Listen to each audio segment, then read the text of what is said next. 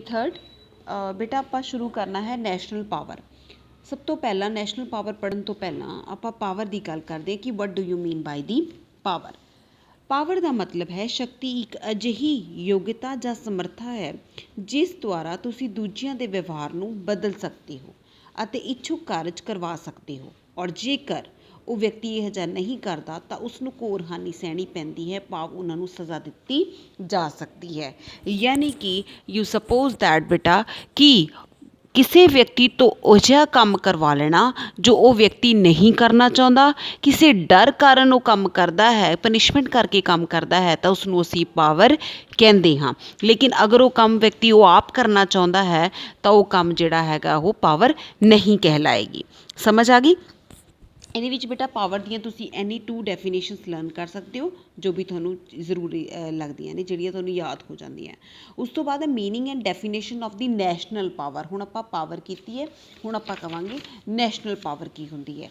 National power ਰਾਸ਼ਟਰੀ ਸ਼ਕਤੀ, ਇੱਕ ਰਾਸ਼ਟਰ ਤੋਂ ਦੂਸਰੇ ਰਾਸ਼ਟਰ ਦੇ ਵਿਵਹਾਰ ਨੂੰ, ਉੱਥੇ ਇੱਕ ਆਦਮੀ ਦੀ ਗੱਲ ਕੀਤੀ ਸੀ ਸ਼ਕਤੀ ਦੇ ਵਿੱਚ, ਰਾਸ਼ਟਰੀ ਸ਼ਕਤੀ ਮਤਲਬ ਰਾਸ਼ਟਰ ਦੀ ਸ਼ਕਤੀ, ਯਾਨੀ ਕਿ ਰਾਸ਼ਟਰ ਸ਼ਕਤੀ ਇੱਕ ਇਹੋ ਜਿਹੀ ਯੋਗਤਾ ਹੈ ਜਿਸ ਦੇ ਪ੍ਰਯੋਗ ਦੁਆਰਾ ਇੱਕ ਰਾਸ਼ਟਰ ਦੂਸਰੇ ਰਾਸ਼ਟਰਾਂ ਦੇ ਸੰਬੰਧ ਵਿੱਚ ਆਪਣੇ ਰਾਸ਼ਟਰ ਦੀ ਹਿੱਤਾਂ ਦੀ ਪੈਰਵੀ ਅਤੇ ਪੂਰਤੀ ਕਰ ਪਾਉਂਦਾ ਹੈ। ਯਾਨੀ ਕਿ ਇੱਕ ਰਾਸ਼ਟਰ ਦੂਸਰੇ ਰਾਸ਼ਟਰ ਦੇ ਮੁਕਾਬਲੇ ਆਪਣੇ ਰਾਸ਼ਟਰੀ ਹਿੱਤਾਂ ਨੂੰ ਜ਼ਿਆਦਾ ਮਹੱਤਵ ਦੇ ਪਾਉਂਦਾ ਹੈ, ਉਸਨੂੰ ਕੀ ਕਿਹਾ ਜਾਂਦਾ ਹੈ? ਰਾਸ਼ਟਰੀ ਸ਼ਕਤੀ ਕਿਹਾ ਜਾਂਦਾ ਹੈ। ਸਮਝ ਆ ਗਈ? ਇੱਕ ਰਾਸ਼ਟਰ ਇਹੋ ਜਿਹਾ ਕੰਮ ਕਰਵਾ ਲੈਂਦਾ ਜੋ ਦੂਸਰਾ ਰਾਸ਼ਟਰ ਸ਼ਾਇਦ ਨਹੀਂ ਕਰਨਾ ਚਾਹੁੰਦਾ ਜਾਂ ਜ਼ਿਆਦਾ ਵਿਲਿੰਗ ਨਹੀਂ ਹੈ, ਅਤੇ ਉਸਨੂੰ ਕੀ ਕਿਹਾ ਜਾਂਦਾ ਹੈ? ਰਾਸ਼ਟਰੀ ਸ਼ਕਤੀ ਕਿਹਾ ਜਾਂਦਾ ਹੈ। ਹੁਣ ਰਾਸ਼ਟਰੀ ਸ਼ਕਤੀ ਦੀਆਂ ਇਹਦੇ ਵਿੱਚ ਵੀ ਬੇਟਾ ਤੁਸੀਂ 2 ਡੈਫੀਨੇਸ਼ਨਸ ਕੋਈ ਵੀ ਲਰਨ ਕਰ ਸਕਦੇ ਹੋ, ਠੀਕ ਹੈ। ਉਸ ਤੋਂ ਬਾਅਦ ਆਉਂਦੀ ਹੈ character sketches of the national power. Number 1, power is different from the force and influence. ਸ਼ਕਤੀ ਬਲ ਅਤੇ ਪ੍ਰਭਾਵ ਤੋਂ ਅਲੱਗ ਹੁੰਦੀ ਹੈ, ਠੀਕ ਹੈ। ਬਲ ਮਤਲਬ ਸੈਨਿਕ ਬਲ ਹੋ ਗਿਆ, ਤੁਹਾਡਾ ਸਰੀਰਕ ਬਲ ਹੋ ਗਿਆ, ਪੁਲਿਸ ਬਲ ਹੋ ਗਿਆ, ਪੁਲਿਸੀ ਕਾਰਵਾਈ ਦੇ ਰੂਪ ਦੇ ਵਿੱਚ ਹਿੰਸਾ ਹੋ ਗਈ, ਜੇਲ੍ਹ, ਸਜ਼ਾ, ਯੁੱਧ ਆਦਿ, ਠੀਕ ਹੈ। ਇਹ ਸਾਰੇ ਜਿਹੜੇ ਹੈਗੇ ਨੇ ਇਹ ਬਲ ਦੇ ਵਿੱਚ ਆ ਜਾਂਦੇ ਨੇ।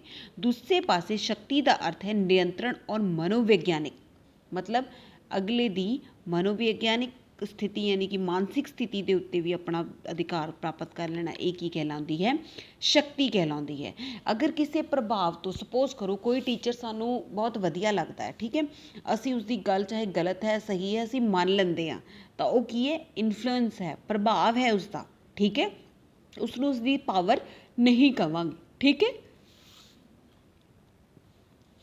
ਉਸ ਤੋਂ ਬਾਅਦ ਹੈ ਇਨਫਲੂਐਂਸ ਅਤੇ ਸ਼ਕਤੀ ਦੋਨਾਂ ਵਿਚਕਾਰ ਬੇਟਾ ਫਰਕ ਹੁੰਦਾ ਹੈ, ਬਹੁਤ ਹੀ ਬਰੀਕ ਜਿਹਾ ਅੰਤਰ ਹੈ। ਭਾਵੇਂ ਕਿ ਪ੍ਰਭਾਵ ਅਤੇ ਸ਼ਕਤੀ ਦੋਨੋਂ ਨੂੰ ਇੱਕ ਦੂਜੇ ਦੇ ਸਥਾਨ 'ਤੇ ਵਰਤ ਲਿੱਤਾ ਜਾਂਦਾ ਹੈ, ਪਰ ਇਨਫਲੂਐਂਸ ਔਰ ਪਾਵਰ ਦੋਨੋਂ ਹੀ ਜਿਹੜੀਆਂ ਹੈਗੀਆਂ ਉਹ ਡਿਫਰੈਂਟ ਨੇ। ਇਨਫਲੂਐਂਸ ਮਤਲਬ ਹੁੰਦਾ ਹੈ ਕਿਸੇ ਵਿਅਕਤੀ ਦਾ ਪ੍ਰਭਾਵ ਤੁਹਾਡੇ 'ਤੇ ਇੰਨਾ ਵਧੀਆ ਪੈਂਦਾ ਹੈ ਕਿ ਚਾਹੇ ਉਹ ਤੁਹਾਨੂੰ ਜਿੰਨੇ ਮਰਜ਼ੀ ਮਤਲਬ ਔਖੇ ਤਰੀਕੇ ਅਪਣਾਉਣ ਨੂੰ ਕਹਿ ਦਿਓ, ਤੁਹਾਨੂੰ ਬੁਰਾ ਨਹੀਂ ਲੱਗਦਾ ਜਾਂ ਤੁਹਾਨੂੰ ਫੀਲ ਨਹੀਂ ਹੁੰਦਾ, ਬਿਕੋਜ਼ ਉਸ ਵਿਅਕਤੀ ਦਾ ਪ੍ਰਭਾਵ ਤੁਹਾਡੇ ਦੇ ਉੱਤੇ ਪਿਆ ਹੁੰਦਾ ਹੈ। ਸ਼ਕਤੀ ਮਤਲਬ ਉਹ ਜਿਸ ਦਾ ਪਾਲਣ ਤੁਸੀਂ ਨਹੀਂ ਕਰਨਾ ਚਾਹੁੰਦੇ ਲੇਕਿਨ ਡਰ ਦੇ ਕਾਰਨ ਤੁਹਾਨੂੰ ਕਰਨਾ ਪੈਂਦਾ, that is called a power.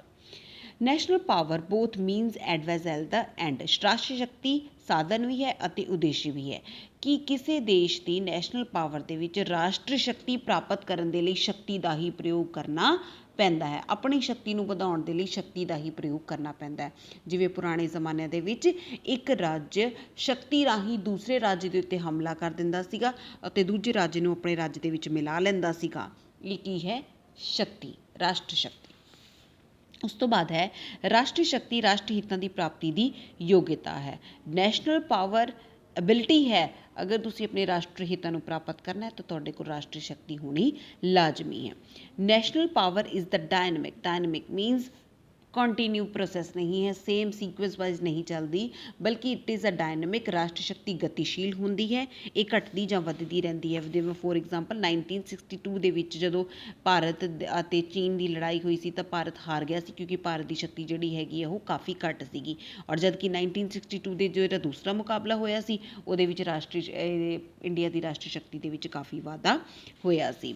It is various from the nation to nation means ਇਹ ਭਿੰਨ ਰਾਸ਼ਟਰਾਂ ਵਿੱਚ ਅਲੱਗ-ਅਲੱਗ ਹੁੰਦੀ ਹੈ। ਹਰ ਇੱਕ, ਜਿਵੇਂ ਇੱਕ ਵਿਅਕਤੀ ਦੀ ਸ਼ਕਤੀ ਬਰਾਬਰ ਨਹੀਂ ਹੁੰਦੀ, ਇੱਕ ਰੈਸਲਰ ਔਰ ਇੱਕ ਆਮ ਵਿਅਕਤੀ ਦੀ ਸ਼ਕਤੀ ਬਰਾਬਰ ਨਹੀਂ ਹੋਏਗੀ। ਇਸੀ ਤਰ੍ਹਾਂ ਇੱਕ ਰਾਸ਼ਟਰ ਤੇ ਦੂਸਰੇ ਰਾਸ਼ਟਰ ਦੀ ਸ਼ਕਤੀ ਕਦੇ ਵੀ ਬਰਾਬਰ ਨਹੀਂ ਹੁੰਦੀ, ਘੱਟ ਜਾਂ ਵੱਧ ਹੋ ਸਕਦੀ ਹੈ। ਰਾਸ਼ਟਰ ਸ਼ਕਤੀ ਦੇ ਅਨੇਕਾਂ ਤੱਤ ਹੁੰਦੇ ਨੇ। ਰਾਸ਼ਟਰ ਸ਼ਕਤੀ ਸਿਰਫ ਔਰ ਸਿਰਫ ਹਥਿਆਰਾਂ ਨਾਲ ਨਹੀਂ ਆਉਂਦੀ, ਇਹਦੇ ਬਹੁਤ ਸਾਰੇ ਤੱਤ ਹੁੰਦੇ ਨੇ, ਜਿਵੇਂ ਕਿ ਰਾਸ਼ਟਰੀ ਚਰਿੱਤਰ ਕਿਹੋ ਜਿਹਾ ਅਤੇ ਕਿਸੇ ਦੇਸ਼ ਦਾ, ਮਨੋਬਲ ਕਿਹੋ ਜਿਹਾ, ਤਕਨੀਕੀ ਵਿਕਾਸ ਕਿਹੋ ਜਿਹਾ ਹੈ, ਉੱਥੇ ਦੇ ਇੰਡਸਟਰੀਜ਼ ਕਿਹੋ ਜਿਹੀ ਹੈ, ਐਟਮੋਸਫੇਅਰ ਕਿਹੋ ਜਿਹਾ, ਇਹ ਅੱਗੇ ਚੱਲ ਕੇ ਤੁਸੀਂ ਪੜ੍ਹੋਗੇ ਐਲੀਮੈਂਟਸ ਦੇ ਵਿੱਚ, ਠੀਕ ਹੈ। ਉਸ ਤੋਂ ਬਾਅਦ ਆਉਂਦੀ ਹੈ ਰਾਸ਼ਟਰ ਦੀ ਵਾਸਤਵਿਕ ਸ਼ਕਤੀ ਅਤੇ ਸੰਭਾਵਿਤ ਸ਼ਕਤੀ ਵਿੱਚ ਅੰਤਰ ਹੁੰਦਾ ਹੈ। ਜਿਵੇਂ ਸਪੋਜ਼ ਕਰੋ ਕਿ ਇੱਕ ਵਿਅਕਤੀ ਹੈ, ਉਹ ਦੇਖਣ ਨੂੰ ਬਹੁਤ ਮੋਟਾ ਹੈ, ਹੈ ਨਾ, ਆਪਾਂ ਕਹਿ ਦਿੰਦੇ ਹਾਂ ਕਿ ਯਾਰ ਇਹ ਬੜਾ ਮੋਟਾ ਤਕੜਾ ਬੰਦਾ ਹੈ, ਇਹ ਪਾਵਰਫੁਲ ਹੋਏਗਾ, ਲੇਕਿਨ ਇਨ ਰਿਐਲਿਟੀ ਜਦੋਂ ਉਸਨੂੰ ਵਰਤ ਕੇ ਦੇਖੋ, ਜਦੋਂ ਆਪਣੀ ਪਾਵਰ ਨੂੰ ਵਰਤ ਕੇ ਦਿਖਦਾ ਤਾਂ ਕੀ ਉਸ ਤੋਂ ਦੌੜਿਆ ਵੀ ਨਹੀਂ ਜਾਂਦਾ, ਹੈ ਨਾ। ਅਤੇ ਇਹਦਾ ਮਤਲਬ ਕੀ ਹੈ ਕਿ ਉਹਦੇ ਵਿੱਚ ਇੰਨੀ ਪਾਵਰ ਨਹੀਂ ਹੈ ਜਿੰਨੀ ਕੁ ਲੱਗਦੀ ਸੀ। ਕਈ ਵਾਰੀ ਇੱਕ ਪਤਲਾ ਜਿਹਾ ਬੰਦਾ ਜਿਹੜਾ ਕਹਿੰਦਾ ਕਿ ਆਪਾਂ ਨੂੰ ਇੰਨਾ ਪਾਵਰਫੁਲ ਨਹੀਂ ਲੱਗਦਾ, ਬਟ ਉਹ ਇੱਕ ਵੱਡੇ ਤੋਂ ਵੱਡੇ ਰੈਸਲਰ ਨੂੰ ਵੀ ਹਰਾ ਦਿੰਦਾ ਹੈ। ਤਾਂ ਇਟ ਮੀਨਸ ਜੋ ਸ਼ਕਤੀ ਸਾਨੂੰ ਦਿਖਦੀ ਹੈ ਔਰ ਜੋ ਸ਼ਕਤੀ ਵਾਕਈ 'ਚ ਹੁੰਦੀ ਹੈ, ਉਹ ਕਦੇ ਇਕੁਅਲ ਨਹੀਂ ਹੁੰਦੀ। National power is not a matter. ਰਾਸ਼ਟਰੀ ਸ਼ਕਤੀ ਕੋਈ ਪਦਾਰਥ ਨਹੀਂ ਹੈ, ਕੋਈ ਮਟੀਰੀਅਲ ਨਹੀਂ ਹੈ ਜੋ ਕਿਸੇ ਦੂਸਰੇ ਵਿਅਕਤੀ ਨੂੰ ਦੇ ਦਿੱਤਾ ਜਾਵੇ। ਜਿਵੇਂ ਅੱਜ ਅਗਰ ਮੇਰੇ ਕੋਲ ਪਾਵਰ ਹੈ ਤਾਂ ਮੈਂ ਕਿਸੇ ਦੂਸਰੇ ਵਿਅਕਤੀ ਨੂੰ ਉਸਨੂੰ ਨਹੀਂ ਦੇ ਸਕਦੀ, because it is not a material thing, ਹੈ ਨਾ।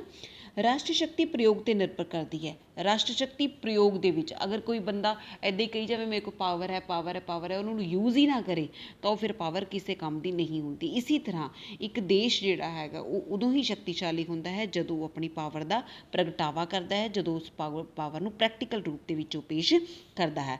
ਰਾਸ਼ਟਰੀ ਸ਼ਕਤੀ ਪ੍ਰਮਾਣਿਤ ਹੁੰਦੀ ਹੈ, ਮੀਨਸ ਸੈਂਕਸ਼ਨ ਹੁੰਦੀ ਹੈ। ਅਗਰ ਇੱਕ ਵਿਅਕਤੀ ਕੋਲ ਪਾਵਰ ਹੈ ਤਾਂ ਉਸਨੂੰ ਦੰਡ ਅਤੇ ਪੁਰਸਕਾਰ ਦੇਣ ਦੀ ਸਮਰੱਥਾ ਉਹਦੇ ਕੋਲ ਹੁੰਦੀ ਹੈ, ਠੀਕ ਹੈ।